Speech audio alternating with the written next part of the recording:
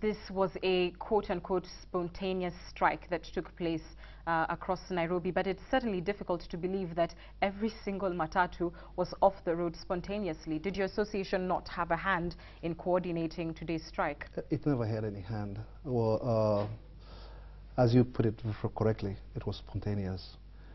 This happened as a result of not having a meeting with the officials of county government yesterday. Maybe I should give the genesis of the problem. The problem here is so small, yet it's a giant. We've had this very big increment of parking fee, which 14-seater earlier on paid 2,000 and were directed to pay 5,000. 33-seaters were paying 3,000. The new rates were 8,000. So we took a bold step to go and negotiate with the governor of Nairobi, Dr. Kidero. And on Monday we sent in representatives, and the figures that were, new figures that were put in place were suggested by the governor himself. And the 33-seaters were, the new rates actually that were reviewed to was 3,300. And 14-seater became 3650. Those who paid the same day, that was Monday, were allowed to pay those figures.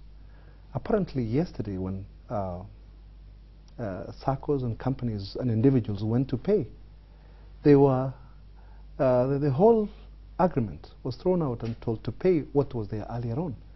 I think the governor shot himself in the foot, because I think he gave directives and he realized that there was an illegality. There is a process that he's supposed to go through before enacting such. Let me just take you back a little bit. My initial question was, how do you expect Nairobians to believe that your association, which commands perhaps the majority of matatus in this city and actually across the country, did not have a hand in coordinating today's protest? Because there is, of course, the threat by the Inspector General of Police that he will be arresting those who blocked Thika Road today. You know, yesterday, it was a meeting point because everybody wanted to pay the seasonal ticket, which is mandatory. Now, it was very easy for operators to coordinate themselves since they had a meeting. They went there and their checks were not accepted. They were, nobody was allowed to pay the reviewed rate. So they all met and, you know, while trying to get the official to, you know, of city, the county government of Nairobi, there was nobody to address them, and every time they were kept in the corridors waiting to pay the seasonal ticket, and eventually nobody addressed their problem. So what they did was to organize themselves and say, we're not going to work tomorrow. So you would support the Inspector General's position that no, I would not Thika Road should be arrested? I would not block. It is an expression of betrayal. One thing is that you should know is that there was an agreement. And the agreement was that the reviewed rate be the ones to be used to pay. Apparently, I know that normally when there are strikes or something like that, people were bound to break the law. Well, it is not right to block the road. It would have been better if we had demonstrated in a better way of probably putting our vehicles off the road but not giving a service. Let's go it's unfortunate. And let me go to the agreement that you're referring to. Is it something that was documented? Well, it's a gentleman's agreement. Okay. When you meet the governor and there is a meeting, and of course there are minutes that would come out of that meeting. You don't wait for the meeting, the minutes of the meeting to come out. Apparently we had spread word to our members that these are the reviewed rates. And when they came to City Hall, they had prepared checks to pay. Another meeting was held with the governor, I believe, today, and the outcome doesn't seem hopeful.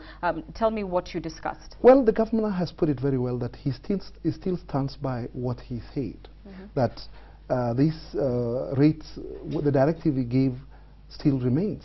He is still in that position. But apparently it's that there is a process in law, I mean the bylaws or the county laws, that have got to be followed. There is a procedure. So, but we asked him to, why doesn't he suspend the payments until this procedure is through? Apparently, well, he didn't seem to be in a position to do the same.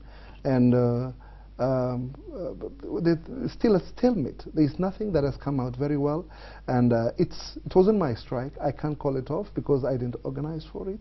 I would be an advisory body that would tell people, now what we need to do is also engage the governor, and he should also honor his word.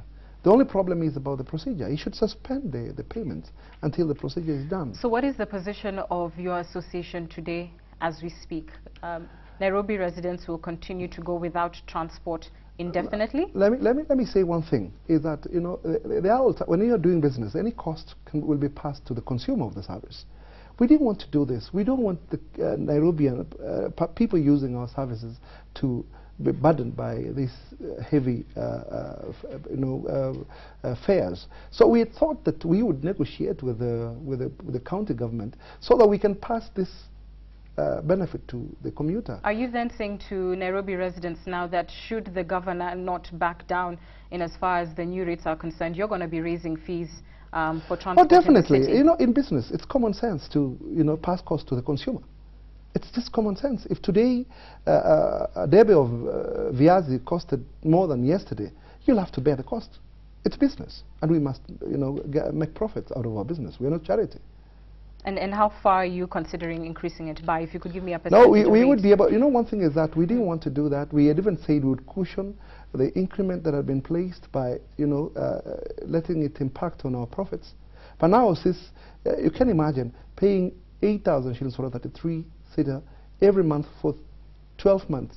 But certainly you've considered it, so I imagine there must be a calculation behind it. We will calculate and come up with proper figures when it comes to that. Do you intend to persist with your discussions with the governor? Oh yeah, one thing is that the governor, well, I would say is that the governor is so willing, and he's so willing to have these rates be reviewed. Even he is ready to stick with what he had mentioned earlier on. The only problem is there is a process, and the process does not allow him to, you know, to just mention that I want this be reviewed to these amounts. This is curious, I suppose, to our viewers, because on the one hand, you sound very amicable about the governor's role, you believe that he wants to change it, but on the other, you're punishing Nairobi residents by not offering them services, knowing full well that the governor is not in a position to act on it You're getting it wrong. We are not punishing any person. We're just expressing disgust in change of, you know, agreements. We agreed. So you stick, however bad it could be, your agreements, you should own them.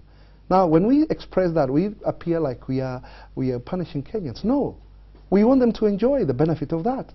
Now, supposing tomorrow where you're having a ride for 100 shillings comes to 200, you'll keep blaming us. What we need to do is let everybody sober up.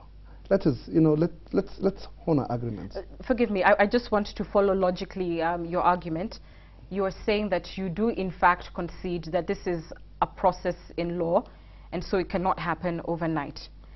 Yet at the same time, matatu operators, knowing this full well, you have decided to still go on strike, knowing that there is a process that must be followed. I'm sure that may not seem fair. This was an executive directive, and I'm sure he has a clause that can allow him to do that. That was his explanation. I'm sure he has powers. Do you believe his explanation? I have not read the bylaws, so I don't know. But I believe that an executive will always have a reason to suspend anything. He should have suspended these payments and then go and do the process, which is not ours, it's their process. And then we move on with life.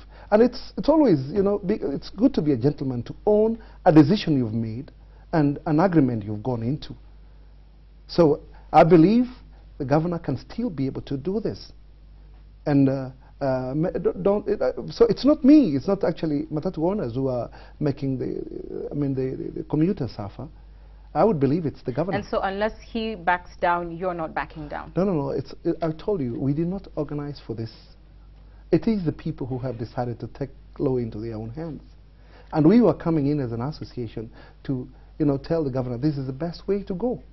And apparently he says his hands are tied. So he has to look at the best way to deal with the problem. Interesting that you should say that. You of course still have the onus of owning this association, if you like, of chairing it, I beg your pardon. So I suppose you could use your position as well to speak to matatu operators and to ask them to wait for due process. Well, there was no problem with this, but the only problem is to pay.